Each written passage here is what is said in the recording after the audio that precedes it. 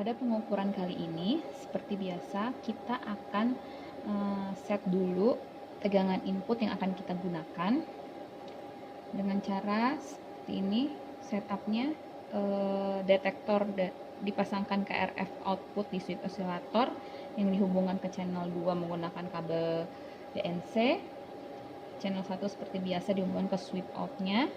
Kita set frekuensi dari 200 sampai 500 mega. Kemudian kita RF on dan power levelnya kita atur mau berapa. Misalnya ini volt diff-nya di channel 2 kita pakai 50 mV. Kita set berapa kotak? 6 kotak. 1 2 3 4 5 6, berarti sekitar 300 mV di frekuensi tengah ini, 350 MHz.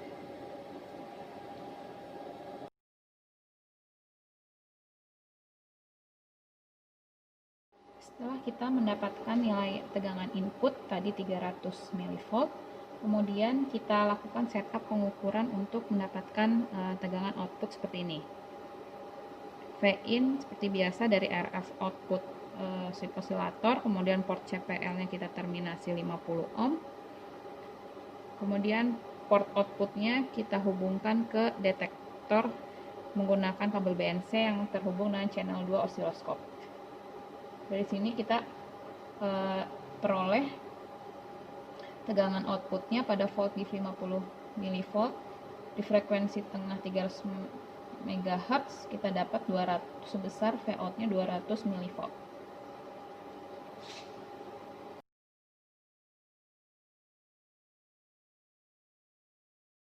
Kemudian setelah kita mendapatkan V-out, kita ukur sekarang V-incident.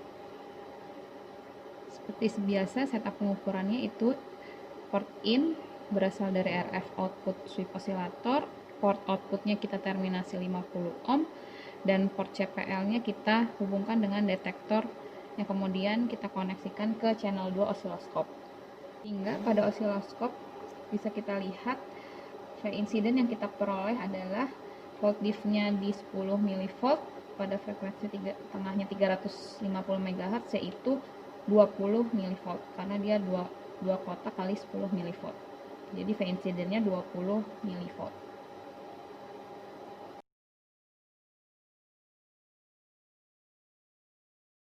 Setelah kita melakukan pengukuran V-incident, berikutnya kita lakukan adalah pengukuran V-reflected atau V-pantulan.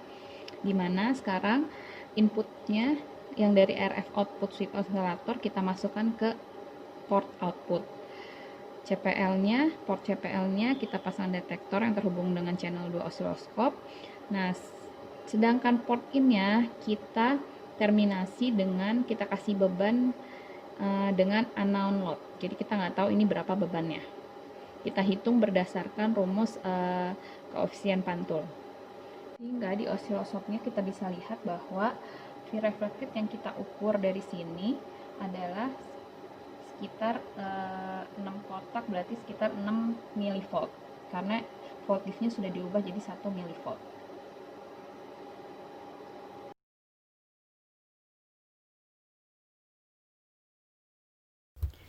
Pada percobaan pengukuran impedansi ini kita menggunakan directional couple tipe single, di mana dia hanya memiliki 3 port, yaitu input, output, dan port CPL.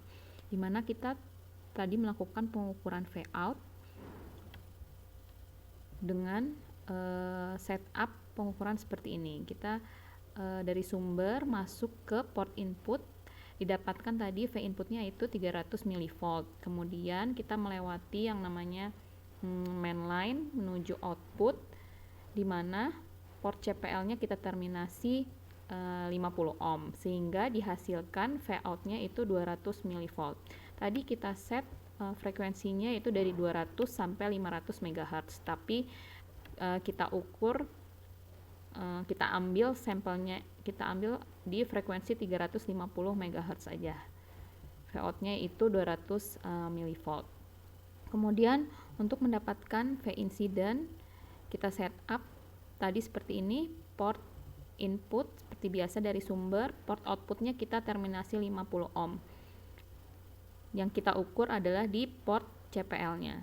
Di sini ada yang namanya kita couple sebagian dari input sehingga dinamakan V incident, diperoleh dalam pengukuran yaitu 20 mV. Kemudian yang ketiga kita mengukur yang namanya V reflected, di mana setup pengukurannya kita balik output di posisi input dan input di posisi output, di mana inputnya kita terminasi dengan beban unknown load dan kita ukur di port CPL, sehingga di sini bukan lagi V incident karena udah dibalik, jadi kita mendapatkan V reflected sebesar 6 mV, sehingga diperoleh rho itu dari V ref per V incident, sehingga didapatkan koefisien refleksinya 0,3. Untuk apa kita mencari koefisien refleksi? Untuk mendapatkan berapa sih beban unknown load ini. Kemudian kita peroleh dari rumus rho sama dengan ZL dikurangi ZS per ZL ditambah ZS, sehingga kita ketahui bahwa Z beban ini atau unknown load ini yaitu sebesar 92,85 ohm. Kemudian kita lihat sebenarnya berapa sih unknown load ini.